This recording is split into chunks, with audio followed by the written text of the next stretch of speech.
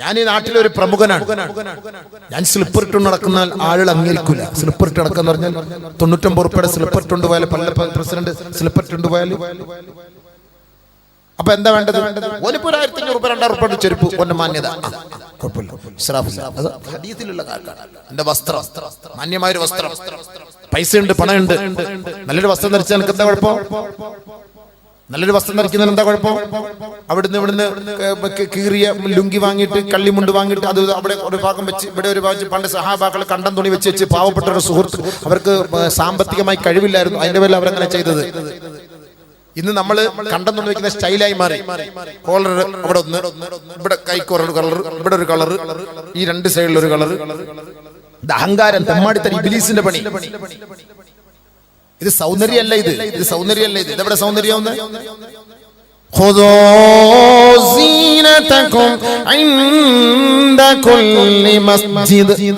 അള്ളാഹുവിന്റെ മുന്നിൽ സുജൂദ് ചെയ്യേണ്ടവനല്ലേ സത്യവിശ്വാസിയെ?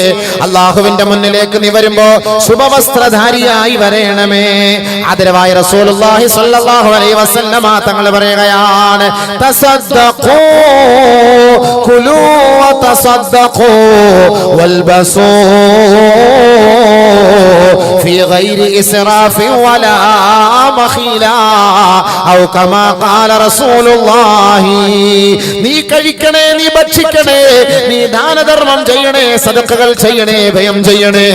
അല്ലാഹുവിന്റെ റസൂൽ പറയുന്നു, വൽബസു, നീ ധരിക്കണേ, വസ്ത്രം ധരിക്കണേ, പക്ഷേ ഫീ ഗൈരി ഇസ്റാഫി വലാ മഖീലാ, ദുർവ്യയമായി അനാവശ്യമായി അഹങ്കാരത്തിന്റെ വസ്ത്രമോ ആർഭാടത്തിന്റെ വസ്ത്രമോ ജനങ്ങളെ കൊണ്ട് മോശം പറയിക്കുന്ന വസ്ത്രമോ ആർഭാടത്തിന്റെ അധികമായ പണം ചെലവ് ചെയ്തുകൊണ്ടുള്ള വസ്ത്രമോ ആകരുത് എന്ന് ഔ കമാ ഖാല ഹബീബുനാ റസൂലുള്ളാഹി.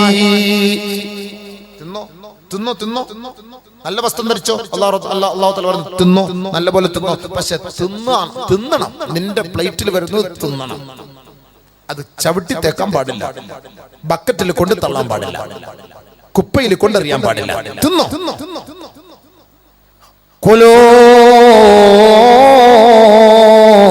വശ്റബൂ.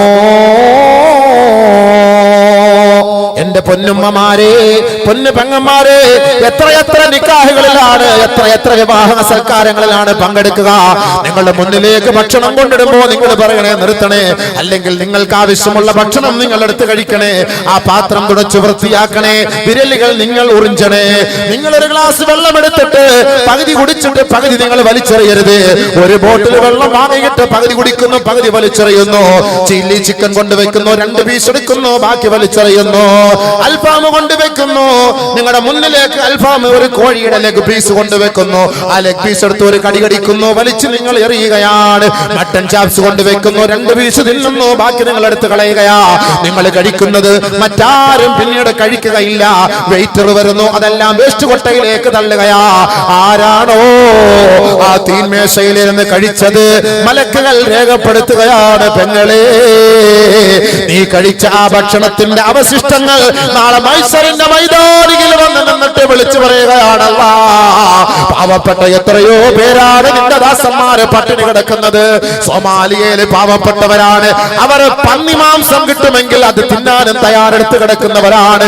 സുഖലോലുപതയുടെ മടിത്തട്ടില് വിഭവസമൃദ്ധമായ ഭക്ഷണങ്ങൾ കഴിക്കുന്ന എന്റെ ചെറുപ്പക്കാരാ, എന്റെ ചെറുപ്പക്കാരികളെ, നമ്മുടെ സഹോദരങ്ങളാ, നമ്മുടെ സമുദായത്തിൽപ്പെട്ടവരാണ്. എത്രയോ മുസ്ലിം കുടുംബത്തിൽപ്പെട്ട കരുത്ത വർഗക്കാരായ സോമാലിയ മക്കള്, എത്തിയോപ്യൻ മക്കള്, ഹബിഷയുടെ മക്കളുണ്ടല്ലോ. തിന്നാന് വഴിയില്ല, കുടിക്കാന് വഴിയില്ല. പന്നി ചത്തു കിടന്നാലും പോയെടുത്ത് തിന്നുകയാണ്, പട്ടി ചത്തു കിടന്നാലും പോയെടുത്ത് തിന്നുകയാണ്. സ്വന്തം മക്കളെ കടിച്ചു കീറി തിന്നുകയാ.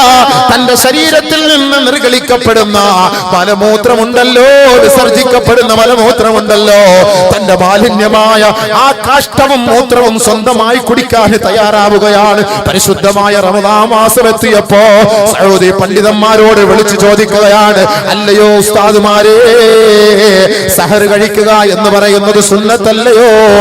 3 മണിക്ക് മിഷ്ടാന ഭോജനം കഴിക്കുന്ന, 3 മണിക്ക് വിഭവസമൃദ്ധമായ ഭക്ഷണം കഴിക്കുന്ന എന്റെ ചെറുപ്പക്കാരാ, എന്റെ കുടുംബക്കാരാ, ഈ അബൂബക്കറടക്കം നല്ല നല്ല ഭക്ഷണങ്ങളല്ലേ കഴിക്കുന്നത്. നമ്മുടെ സമുദായത്തിൽപ്പെട്ടവർ നമ്മൾ എടുക്കുന്ന അതേ നോമ്പ് തന്നെ നമസ്കരിക്കുന്ന അതേ നമസ്കാരം തന്നെ നമ്മൾ ഓതുന്ന അതേ ഖുർആൻ പാരായണം നടത്തുന്ന നമ്മുടെ മക്കളാ.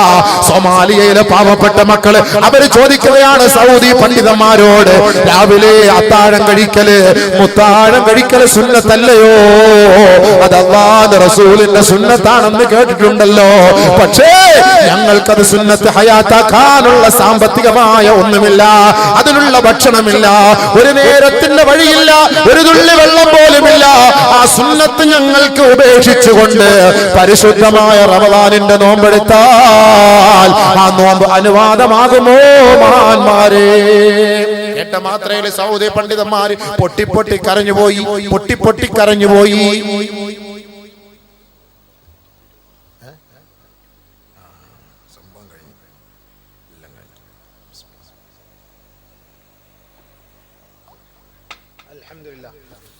പിരിവ് അത് കഴിഞ്ഞിട്ട് അടുത്ത പരിപാടി കഴിഞ്ഞാൽ പിന്നെ ദുആയി സംഭവം. അല്ലാഹ് ഖൈർ വക്കറ്റ് ഇട്ടില്ല. എല്ലാവരും ഒരു പഴയ 500 പഴയ 500ഉം പഴയ 1000 ഒക്കെ ഒന്ന് ഇട്ട് കൊടുക്കും. പഴയ 500ഉം പഴയ 1000 ഒക്കെ ഒന്ന് ഇട്ട് കൊടുക്കും. നമ്മുടെ കയ്യിലൊന്നുമില്ല, പൈസ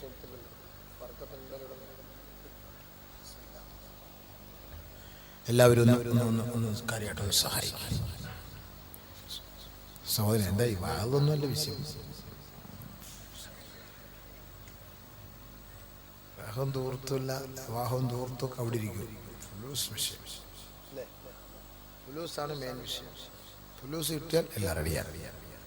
ഈ വക്കറ്റ് എടുക്കുന്ന കൂട്ടത്തിൽ അവരോട് ചെറിയൊരു സദഖ കൂടെ ഒന്ന് ചോദിക്കണം എന്നവർ പറഞ്ഞതിൻ്റെ പേരിൽ കുറച്ചൊന്ന് ചോദിക്കാം. ഇപ്പം നമ്മുടെ പുതിയ നോട്ട് വയലറ്റ് നോട്ടല്ലേ?